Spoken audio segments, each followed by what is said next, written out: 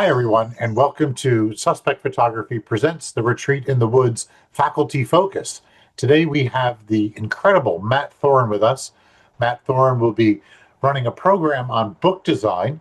So we're going to talk a little bit about book design, and we also have a special lighting program that Matt's going to give. Matt is a ambassador and runs the trade shows for Newer, which is a lighting company and photo accessory company. So he'll be bringing some cool toys up to play with in the woods from Newer. We're looking forward to that. But Matt, welcome to the program. Thanks for coming. Yeah, thanks for having me. So just, for clear for everyone, we've known each other for a long time. A very long time. Up at the main media workshops back when I was working for B&H Photo and you were working full time for the workshops. And, a lot of the faculty are actually people that I've known for a really long time. When you're old like me, you get to meet a lot of people. And when I run something like this, I'm able to pick out the best from basically decades of work. So it's kind of cool to have a faculty of this caliber. And you in particular I was just mentioning to someone the roundup on who you worked for and who you've built books for, who you've created books for. And it's really quite an accomplishment. Let's just talk about you. Matt, can you tell us a little bit about yourself for the people that don't know you? Yeah, I mean, you kind of summed it up. I do a lot of book design. I'm also a photographer and a filmmaker, so I like to get in there. Recently, I've been doing a lot of 3D printing and prop design for a project, and then I'm working on book projects, and then doing some trade shows here coming up to talk about lighting and education and stuff. So anything that's like visual, that's my world. And the books were a funny one. I started out just being a real lover of photography books. Like I would just spend hours and hours at like the Strand, of course, the Strand, in and just any bookstore, but specifically there because I'd never been to a bookstore that had a selection of monographs, like dedicated photography section. I remember encountering a Joel Peter Witkin book, and I'd never even heard of his photography and just was so I mean, just like a whole world opened up, and then this whole table of all of these extraordinary books and monographs. And then I went up to the workshops up in Maine as the oh shoot, what was I doing? Multimedia. I had like a multimedia AV kind of position. I ended up teaching there for a while. Really, really loved that place. And while I was there, I started to meet the people that had been making some of the photo books that I like had on my shelves and I like adored. And then you start realizing that these things are not fantasies, that these are real things, and people work on them and you put them together and you sort of grow them and nurture them, and they just become real objects. And I've just had the great honor of working with, a couple of my heroes to make some of those things, real. So yeah, that's my thing. Yeah, that's pretty amazing. When you were talking before about the roundup of art that you do, I think when we're younger, we tend to kind of focus on one art form. And then as we get more experience, we realize that all different art forms, you kind of become the sum of it. Filmmaking. Most photographers now have to kind of figure out a little bit of filmmaking. Um, I think that's a great advantage. Do you do any music? I know you like to listen to music. No, I love music, but I outsource that. You know, uh, and I don't like AI. I don't like the idea of telling a system what I want and then it just producing it. I find that to be real vacuous. It's not really what I'm interested in. So if I've got an audio track, I tend to find people that are musicians. A buddy of mine is a great composer, who I'm going to be working with on a project. So I haven't tried that yet. I feel like any of these things, you always have this period of time when you are passionate about a thing and then you try to make it and you realize that everything you're making is lousy.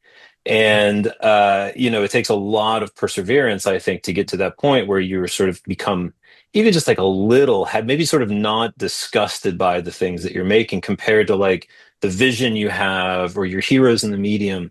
And I think that if I tried to score a piece and make my own music, I think I would be just appalled at what I could produce. So I don't know. Maybe that'll be later in life. I, I picked up a theremin this year, so I'm gonna Oh, cool. maybe I'll bring it up to the retreat. We could play with that. It's pretty You neat, should. actually. We can score the final slideshow with the theremin, like an old sci-fi movie from Totally, the from the 50s. totally. Okay, so let's talk about your program that's actually at the retreat. And this is your second year at the retreat. You were here last year, which was invaluable. You were incredible last year. But we've really fine-tuned the retreat this year. And one of the differences and emphasis on tracks where you can spend most of your time with one in particular instructor and also follow a track. Or if you want to be chaotic and free flow it, you can bounce around to the different scheduled sessions that are happening at the retreat. But one thing that we found, we had a really great photographer who came to the retreat last year, and you worked very close with him, and then would continue on to do a book, Tom Wilson. So we want to kind of double down on that. And your track in particular is the bookmaking. And what does bookmaking entail? It's designing the book. It's also pagination, it's sequencing, a lot of editing. So can you tell us about that? Yeah, so Tom is the author of this book. We just kind of got this guy hot off the press, so I figured I'd bring it here and show it off. But this was a series of photographs that he did on this mill. It's a really fascinating place up in New England, and it's like one of the oldest still operating water powered timber mills, like I think in the country, certainly in New England, but there's not a lot of them. They have this crazy big drive and they route this, they've dammed off a stream and route this water through and it turns this enormous blade. And he did this photo essay on it. And it's been a long time. I think it's sort of had its genesis during COVID and then, stretched on in the years after and, the different seasons. Then he started thinking about the history of the place and meeting the people and the families involved. And he just ended up with this really cool body of work, but the body of and this vision of the book. And so when he came to your retreat, he had portfolios of photographs. Um, Pretty well edited, but there was still some tightening up that needed to happen. A lot of text, the text was kind of broken up into different sections, and it didn't really have a lot of what we look for when we're designing books are sort of regularity. We want to make sure that we've got, something kind of predictable. Books that are very chaotic. I mean, some beautiful chaotic books have been made, but I think that a lot of times you want this sort of a linear, kind of story and things. And the text was kind of split. And so when the retreat started, I sat down with him, and he had kind of a dummy of the book that he was thinking of, captions and some images. And, over the course of, I mean, what was it, 3 days, we really got to kind of examine his project. Like, what are you doing? What do you have? What are you missing? What do you need? And then after the retreat, he got back in touch with me, and everything that we had discussed at the retreat was really cool because it ended up really being like the blueprint to just take the book, like, into production. Um, and his was pretty far along. I've worked with people before that just have, I would say stacks of photos, but nobody tends to bring stacks of photos anymore. Although I love it. If anybody has those, please. But a lot of times it's just folders, on a computer or, Lightroom libraries. Um, and so one of the things that we do is focus. We kind of look broadly at the work. I always say to students, your book only has one cover. And so a lot of times people will come in with, very wide ranging, photo essays or work from here and here and here and here. And one of the big jobs is trying to kind of rein that in, focus and figure out what this book is about. Um, and that's kind of like the broad kind of vision of it. And then, from there we start thinking about like, your editing, your sequencing, your text, your accompanying text, any other information that might end up in the book. And like, the appendices and things like that. And you kind of start blocking these things together. It's a really fun process. That's pretty amazing. That really, to me, what happened there is the cauldron that I want to create. That is absolutely what the retreat's all about. Because a lot of us have a lot of work and they've spent time taking workshops, traveling, buying the equipment, perfecting the work, figuring out workflow, getting it all together. And then it's like it kind of stops. And I think that the photo book, the monogram, is the ultimate expression of your photography and the work you're doing. And it also ages very well, which is key. Um, if you have Nobody all throws your away work, books. I yeah, always say that like they're such permanent things. Like they're precious. and they're easy to show off. You can hand them to someone. You don't need to have a battery or a power source or a backlight or a monitor. You can just hand them that. You can bring it with you. So it's really great. And also it's a it's a way that when you finish a photo book, you can say the project's done. The Garland Mill has been we're done, and it's very refreshing to actually finish something. Uh, It's refreshing, and sometimes it's actually kind of difficult, I found, depending on the person. When people work on a project for years and years, um, sort of finding the end of that project, because books really, um, there's sort of there's a finality to them. Um, Now a little bit less so, because most of the ways that we're printing books these days, you can print them on demand, so you can always make a change, to a book. It used to be oh you'd print an edition of 2000 and like that's it, we're locking it in. oh my God, Like, there's two capitals next to each other. yeah, well, you got to Because wait till the first edition sells out, and then you can make that change.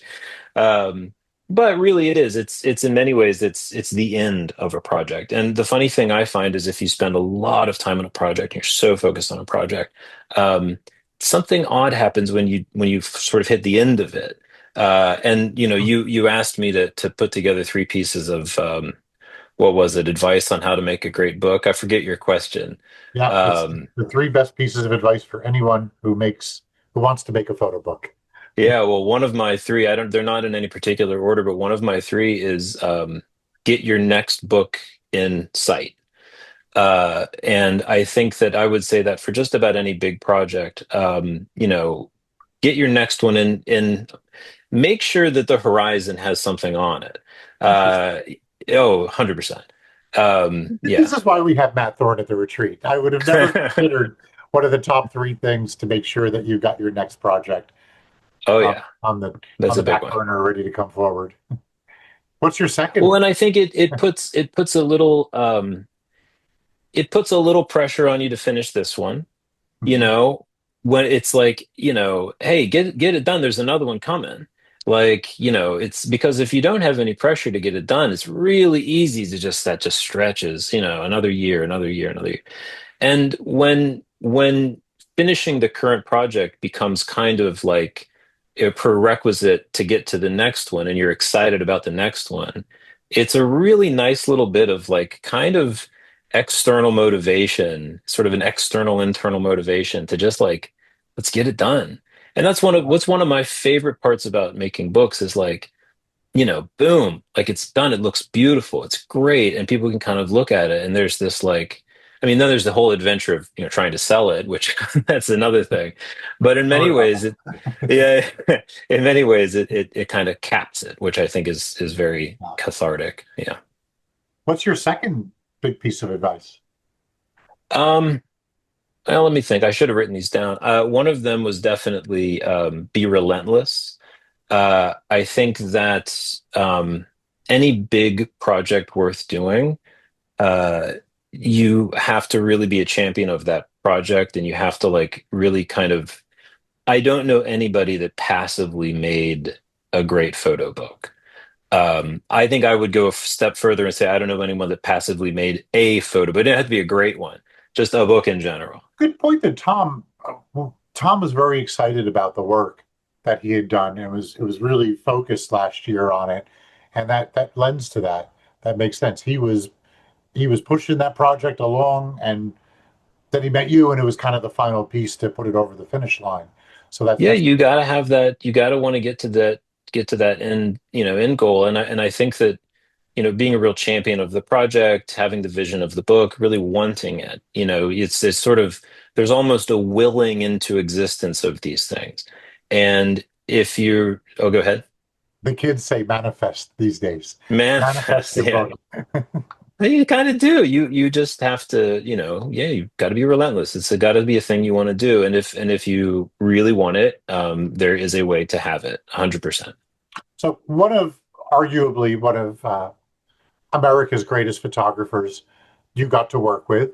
And I believe, talking about ending a project, there was about 10 years worth of work going back and forth with the amazing George Tice, one of the 10 years, yeah, 10 years from the start.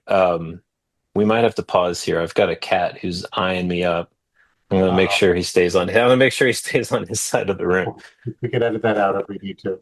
Yeah, if you see a big fuzzy tail show up here in a second. Um, Eisenhower's feeding time is at 1:30, so he may make oh, an he's appearance gonna as well. start yipping.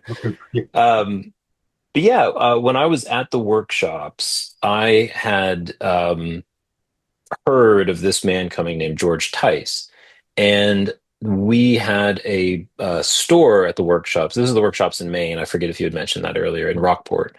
And at the time, I was working there, so I was running all the slideshows and stuff in the evenings. This is 2004, and I mean, it's such an incredible experience to, everybody else was out usually is, hanging out and drinking and having fun. And every night I had to be at the Union Hall Theater running all these slideshows. And, what I think could have been a bummer, depending on your mindset, was one of the best experiences of my entire life because I got to, at first sort of begrudgingly, and then as the weeks went on, realized what an extraordinary opportunity it was to get to be there every single night to watch these lectures and these slideshows and get to briefly meet these people as well.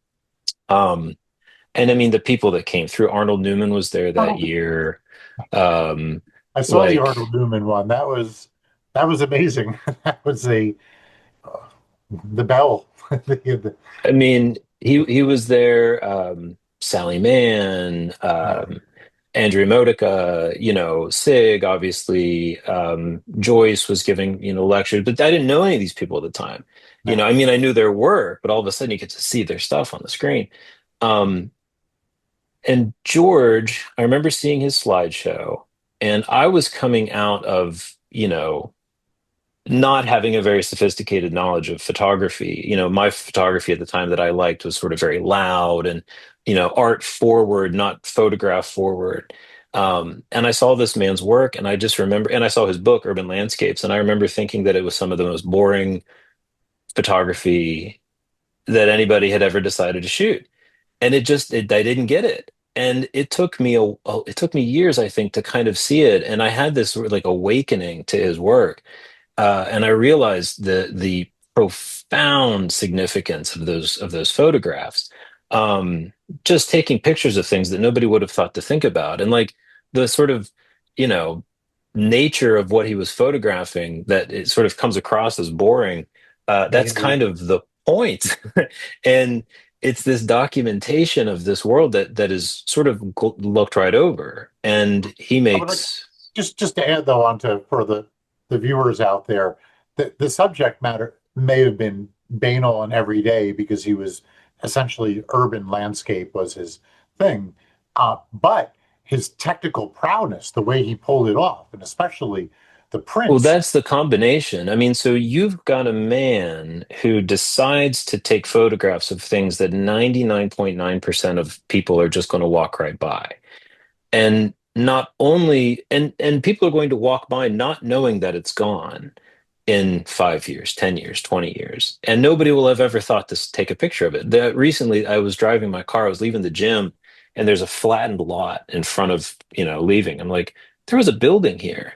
And I was like, I wonder what that building was. And I like couldn't think about what it was. And I was thinking like it's gone and it's totally, and I did some research. It was an Arby's. And you know, the old style Arby's. But I had this thought like George probably would have taken a picture of that thing. And to have this catalog of images of things that are on the verge of disappearing when he's photographing, just to have the eye to sort of recognize these things. And then to know now that they're all gone. And he not only took the time to take the photographs, but he took the photographs with an 8 by 10 camera. And then, I mean, he was such a good printer. He used to print for Steichen. And so here's a guy who's printed portfolios for Steichen, shooting on this exquisite camera, making some of the most beautiful prints in the world. And what are the photographs of? They're of like White Castle. Well, And, just to put into perspective, like, though, for those that don't have the deep photo training, Steichen, aside from being a great photographer, he ran MoMA's photography program, yeah, which yeah. is I mean, and the first photography was being presented as a true art form when it really was sort of like a kind of a like a professional's hack in a way. yeah, and he, was one of the leading figures to kind of convince people of its legitimacy as art. And and so here's this guy. So knowing this, looking at these portfolios, just like, my God, this man's sort of a brilliant man. And he himself was an absolute character. I mean, just one of, and so this is all the knowledge that I have of him before I even meet him. I've like grown to kind of see this extraordinary, work. And then I ended up meeting him after the workshops. And then, yeah, we worked together for 10 years and we did two monographs and an issue of View Camera magazine. And Life Work was the big one. That was his life retrospective. Um, and that was published a few years ago. And we also did, I have it here. Um, this one's called Seldom Seen. I don't know if you ever saw that one. Yeah, I have that copy. Uh, yeah, I absolutely love this book. So yeah, so that's the George story. Everyone should look at his work. It's extraordinary. Well, we did a lovely video of his that we shot. Remember, I think it was 2021 when COVID was still. I'll have to put a link to that. And we had the blurb book for that. We were at like year 8. That was Yeah. before the publisher came on board. Talk about relentless. Like that was, I mean, he fought and fought for that book because he was not willing to bring his vision down. And, he needed this specific book. Well, kudos to you for the scanning the image prep, because I have to say that book truly the prints are really beautiful that are in the book.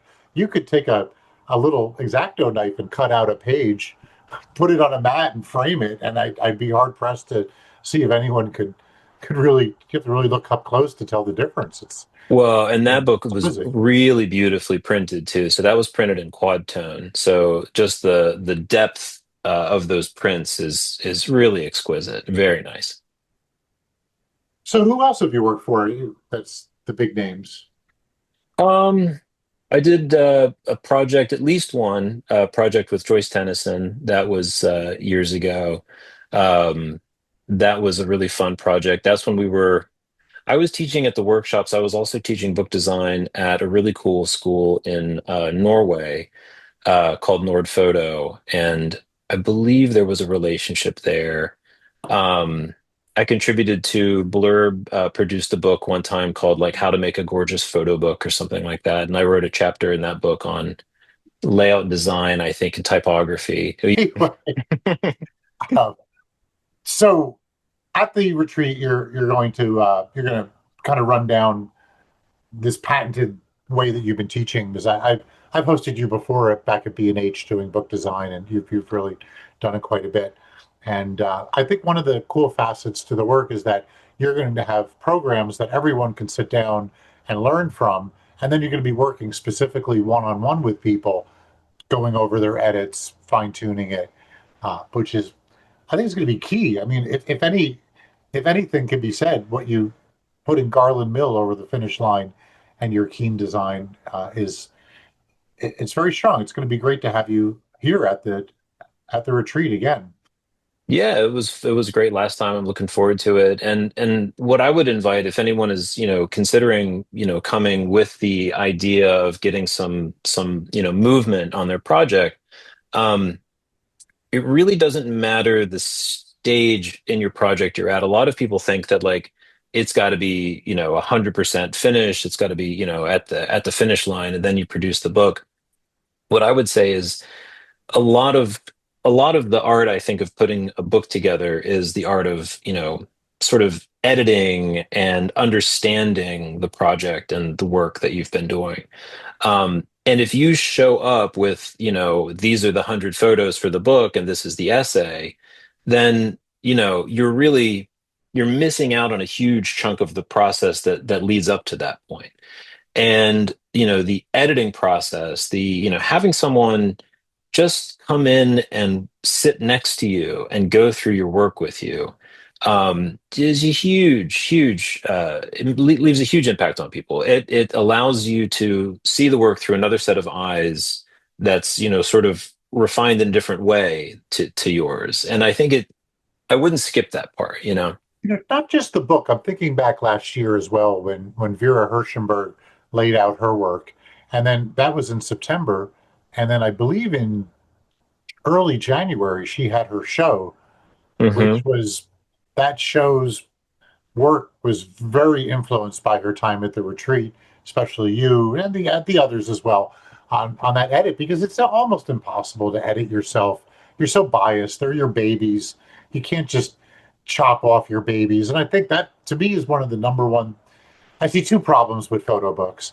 I see bad design because bad design is bad design. It's just you think it looks good, but you're not a true designer, and in the end, it's usually too much. And then the other thing is the image selection, the choice. When you look through her work, you saw veins of interest and similarities in the prints that I don't think that she could see because she was so close to the work.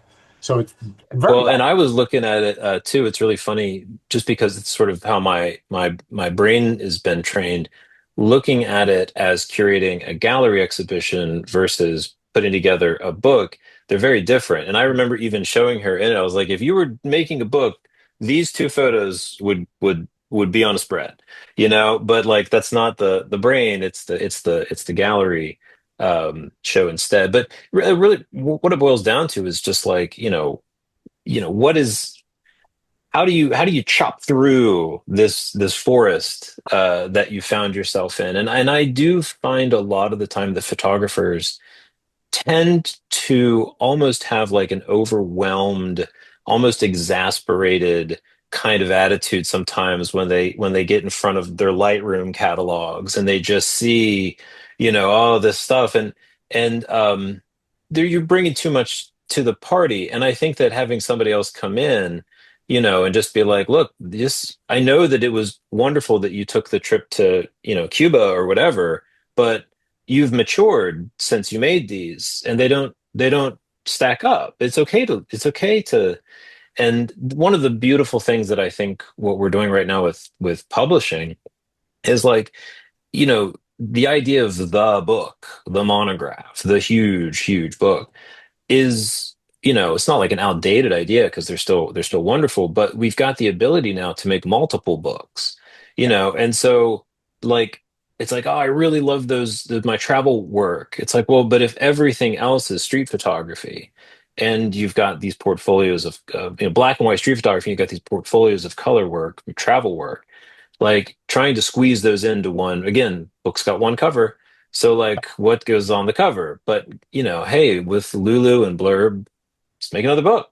And there's something really nice about that. That's pretty cool, actually. You could really kind of do four different book covers, but the same book. I never thought about it that way. Oh, Uh, I was thinking about four different books, but yeah, I mean, if you wanted to change the cover up. Yeah, no, it's a really, it is. We live in a really, I mean, you know, this is a funny thing about books. We could just talk about it for hours. There's so many aspects of it, but the flexibility of printing is extraordinary these days. The flexibility of publishing is extraordinary.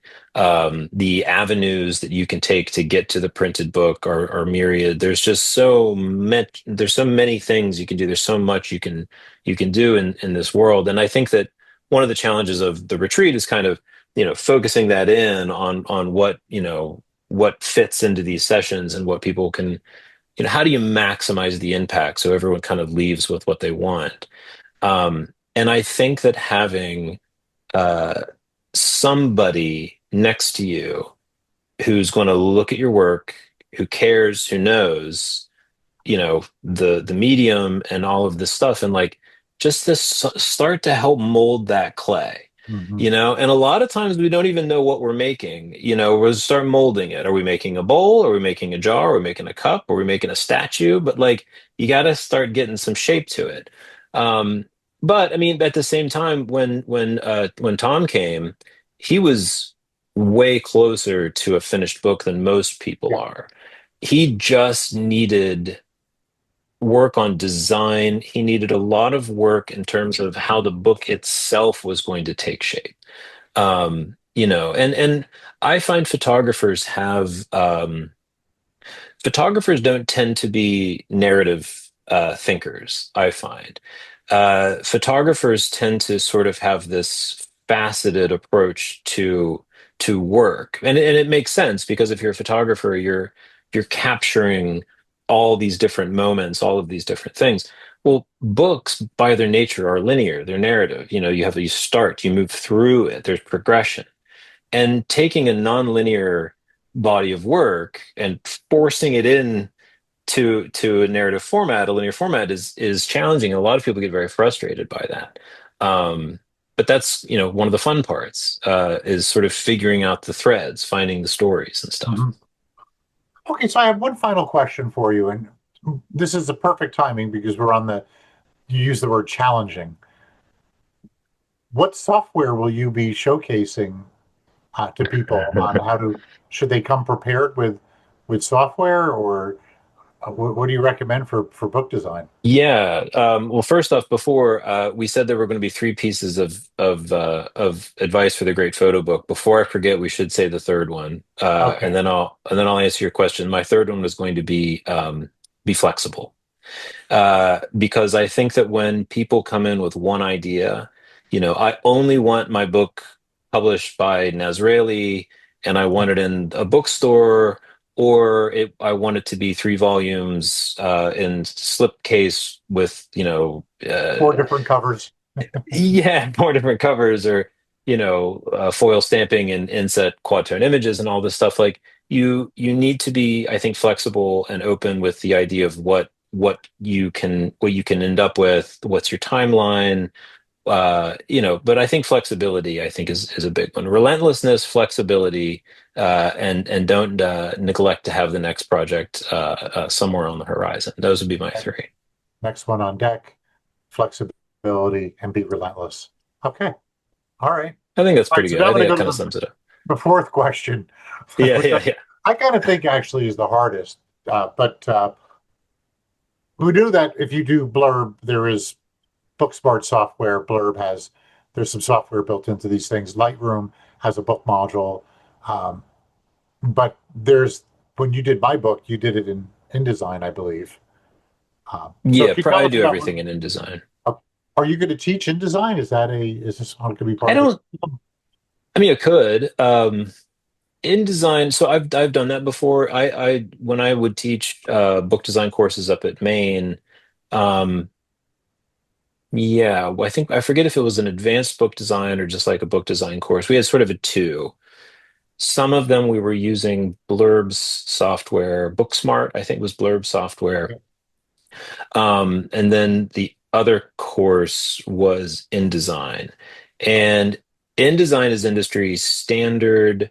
Um, it's an interesting piece of software. It works similarly to like Adobe Premiere or something, where your file you're working with is a reference file. And so you're not, when you're working in Photoshop, you're working pretty much one to one.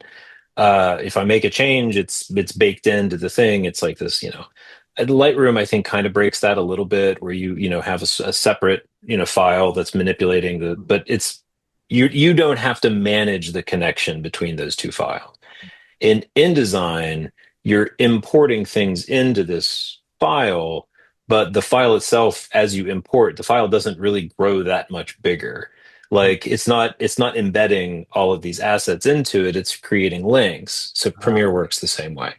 got And it. so just teaching people sort of the file management structure tends to kind of be a bit of a chore. And then, getting into it, talking about hotkeys and stuff. But like, um, really, I find it to be very intuitive software, but that would make it a software class.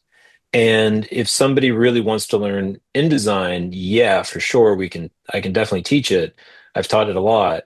Um, I feel like the idea of coming with a bunch of files and leaving with a finished book, No. if somebody really is really gung ho, maybe we could make that work. But those are longer, those are week-long courses that I'll Yeah. teach that do that. I think that the more beneficial thing um, is if you come, and I'll send you some photos. Maybe you could put a couple up here on the screen. What I've done before in some of my courses is ask people to bring prints, not like finished 8 by 10 gelatin prints or something, but just like you could just print them out of your color, brother laser print or whatever. Um, but big enough that we could see what's in there. And those stacks tend to be wonderful starting points to start seeing how work links up, putting things together, making broad edits, pushing stuff away. But I think that like finding what this thing is, focusing it, uh, really laying out a set of blueprints that can then be taken, on across the goal, like that. I think would be the most valuable Okay. stuff. All right. No, And that sounds we'll talk great. about sequencing, we'll talk about design. Last year you had a bunch of really nice books to bring. I'm going to be flying in, so I can't bring heavy photo books, but you had a nice little Well, selection that we can bring. you, Um, when you were in New York for the day before, you stopped at the Strand and picked up a copy of The Americans and had brought it. to. And I just recently, like a couple of weeks ago, took it out and looked over it. Just, that's for those that don't know, that The Americans is the alpha and omega photo book. Jack Kerouac writing the introduction. Yeah, Uh, it's just a wonderful book. I mean, it's like one of those things. This anyone who says they don't like the Beatles, it's like, come on, yeah, you do. Robert Frank, yeah. Like, and I think that like anyone that says they don't like the Americans, like you do. It's really good. It's an extraordinary book, and yeah, it's among my favorites. It's always going to be on my shelf. Uh, I've got, and this one, I don't know if you see this one. This is a really cool one. Both of these, by the way, came out, we did in the past year. I printed these with a service called Lulu. And I'll bring this one. This was from last year. This is this guy, Perry Julian, really great photographer, but it's a very Very very cool. cool one. But this is print on demand. And so, a lot of times when we talk about these photo books, we think of, the Strand and the Americans and Steidl and Taschen. And I want to kind of open people's eyes to the fact that there are solutions to get these books that are just really beautiful, and within your reach. Um, so yeah, some cool stuff. And Lulu, actually, I didn't realize this, but they're printing black ink only books now. You have to, so they're halftones. You have to tweak your images a little bit to get them to reproduce well. But having really nice reproduction, neutral reproduction of black and white photographs has always been a challenge. You remember the early days of Blurb? Your black and white prints would be purple or Yeah. green. It's not better though. I think Oh they got yeah, they they have. got They have. But anyway, there's a lot of flexibility in that world of printing these days, which I think is really cool. It makes this stuff very within reach. Well, this has been great, and I'm really happy that you're returning to the retreat. It was I'm very happy to invite you back, and just because we've been working together for so long. But I think the core thing, aside from our friendship, I really believe that you're a fabulous instructor, very motivational, and the advice and the teachings that you give is really on point. So you're a great addition to the retreat, and I get to hang out with you too. So this is pretty Hey, yeah, double everybody bonus. wins. Everybody wins. All right, cool, Matt. I'll let you get back to the family and your projects, and looking forward to seeing you in September. I'm looking forward to it. Okay, thanks, Matt Thorne, everyone. All right, David. Thank you. Good seeing you. Cheers.